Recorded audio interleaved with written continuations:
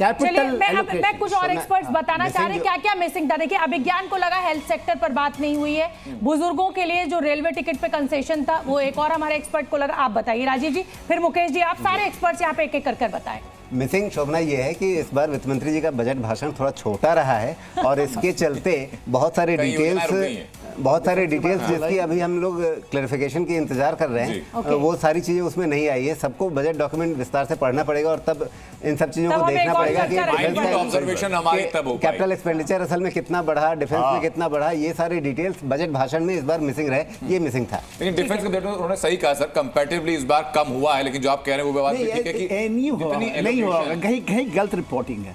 4 हो ही नहीं सकता। डिफेंस में क्या है, 3 तरह के एक्सपेंडिचर बजट में दिखाए जाते हैं। एक आपका जो सर्विसेज का एक्सपेंडिचर होता है, एक कैपिटल एक्सपेंडिचर ऑन डिफेंस, और पेंशन का अलग से बजट होता है। यदि कैपिटल है क्या जोड़ा क्या घटा है उसके हिसाब से हिसाब ये देखिए, यही एक्सपर्ट्स इसीलिए 3 तरीके का बजट होता है। बिल्कुल डिफेंस से रिलेटेड जो है 3 तरीके हेड्स। हम वापस हेल्थ पर लौट कर आते हैं सर, और चौधरी साहब बताइए जरा इस मामले में कि हेल्थ को लेकर जो विज्ञान ने कहा कि भाई हेल्थ सेक्टर के ऊपर और ज्यादा फोकस होना चाहिए था, यही चीज मिसिंग आपको लगती है? रूरल हेल्थ, गांव देहात, ग्रामीण लोगों की अस्पताल की समस्या, दवाई की समस्या, ये आज भी हिंदुस्तान में बहुत बड़ी समस्या है। जो प्रधानमंत्री औषधि योजना थी, ये मुझे लगता है बड़ी बेनिफिशियरी रही है। ये बेनिफिशियरी रही है प्रधानमंत्री औषधि योजना। और मैं बता दूं अपने दर्शकों को, आप जाइए प्रधानमंत्री आयुष्मान कार्ड, आपने जो मेरे हिसाब से बहुत अच्छा आइडिया है आयुष्मान कार्ड।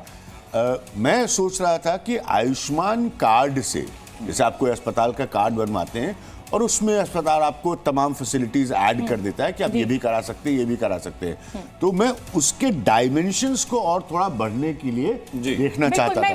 प्रधानमंत्री औषधि जो मैं बताती हूँ कि जैसे ब्लड प्रेशर की दवा है, आम दुकानों पर अगर वो 100 रुपए की है तो समझिए कि यहाँ 50 रुपए की मिल रही है। ये बहुत बड़ा फायदा, बहुत बड़ी सब्सिडी। चौधरी साहब, 80%। चौधरी साहब, इसमें हम लोगों ने जो प्री बजट मीट हुआ था उसमें हम लोगों ने कहा था कि जो रूरल पॉपुलेशन है, जो अभी 70 ईयर्स के ऊपर तो ले लिया है, तो हमने कहा था कि वहाँ रूरल में सभी को ले लें, क्योंकि वहाँ क्या है, 4 एकड़ का 5 एकड़ का किसान वो उसमें नहीं आता डेफिनेशन में।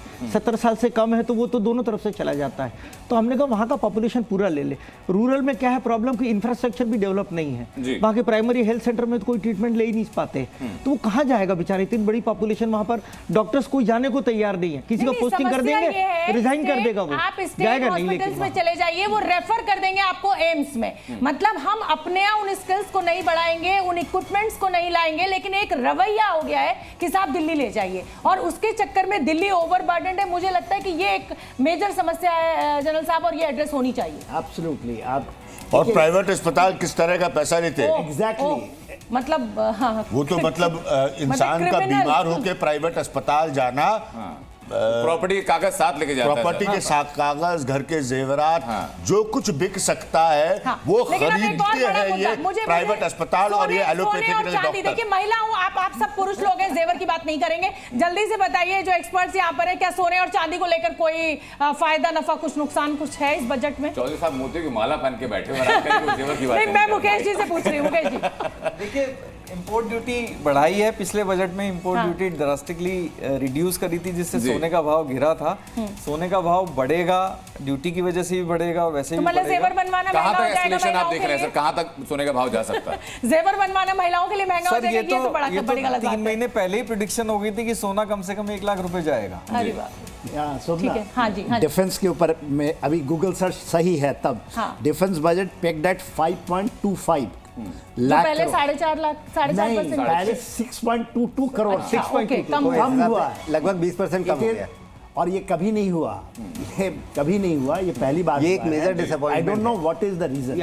ये यदि देखिए, सब पूरे विश्व के अंदर में लोग 2% की बात करें जीडीपी की, तो ये मेरे ख्याल से 1.5% ऑफ द जीडीपी होगी, जो कि एक सारे लोग, ये नहीं कि पूरा विश्व अचंभित रह जाएगा क्यों हुआ ये, क्या कारण है, वो तो आने वाला है। अब हमारी टीवी स्क्रीन पर युवाओं को आज क्या मिला, तो नौकरियों की बात, इसी को लेकर सवाल आगे लेकर आना पड़ा था कि भाई रोजगार को लेकर हम सब बातें करते हैं, भारत में युवा जो शक्ति वो सबसे ज्यादा है। अभिज्ञान, रोजगार को लेकर कुछ आप इस बजट में देख रहे हैं कि कुछ बेहतर हुआ है लोगों के लिए?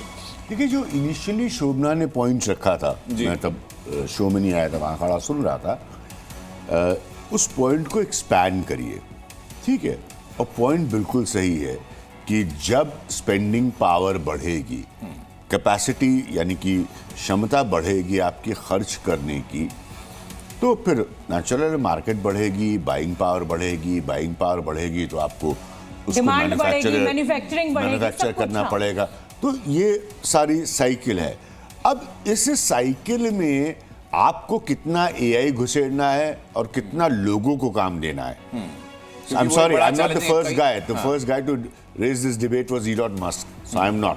तो आपको कितनी तकनीक लेनी है और कितना इंसान का काम छीनना है, तो आपको उस संतुलन को बनाना पड़ेगा। सही कहा। देखिए, जो आप विज्ञान जो आप बता रहे हैं, देखिए 500 करोड़ रखा शायद एआई के लिए। जी, 500 करोड़।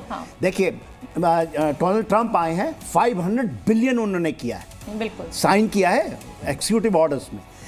चाइना में क्या हो रहा है? एआई डीप डाइव का नाम सुने होंगे आप। एआई के पहले चैट जीपीटी था, डीप डाइव चाइना का आया, deep seek sorry deep dive मैंने उसका जिक्र किया। डीप सीक उन्होंने मतलब 1/4 से भी कम कीमत में बना लिया। मैं ये आर्ग्यू नहीं कर रहा हूं कि it will take away jobs. वो पूरे विश्व को हलचल, जो एआई को जानते हैं, जो टेक्नोलॉजी को जानते हैं, हलचल पैदा करती है। वो 800 मिलियन से भी कम 600 मिलियंस का है पूरा का पूरा जो चाइना ने बनाया है। अभी सारे even American army, American air force, they are using DeepSeek. लेकिन चीन को तो हम जानते हैं, इसलिए सस्ती कॉपी बनाने के लिए। प्रॉब्लम क्या है? यदि आपके पास सर्वर नहीं होगा, एआई यहाँ नहीं होगा, मैं वापस पॉइंट पे आता हूँ। जो इन्होंने पॉइंट रखा था वो है रोजगार का। आपने बहुत अच्छा है और मुझे ये बड़ा पॉजिटिव लग रहा है अगर ये कारगर होगा कि आपने एमएसएमई को डबल कर दिया।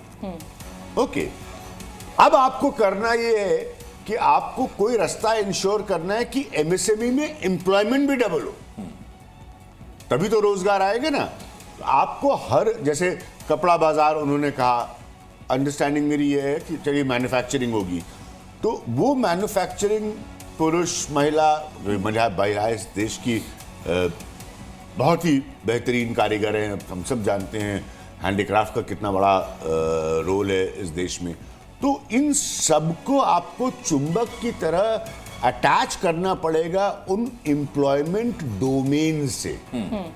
इसी बारे में सर कुछ कहना चाह रहे हैं? वो ये बहुत जरूरी चीज है। देखिए, सबसे पहले हमें बहुत ग्रास रूट लेवल पर काम करने की जरूरत है। वो ये कि हम हर कला में निपुण हैं, लेकिन हमसे बेहतर सस्ता सामान हम बाहर के बाजार से अपने बाजार में बेच रहे हैं। मैं फर्नीचर का यहाँ पर जिक्र करना चाहूंगी।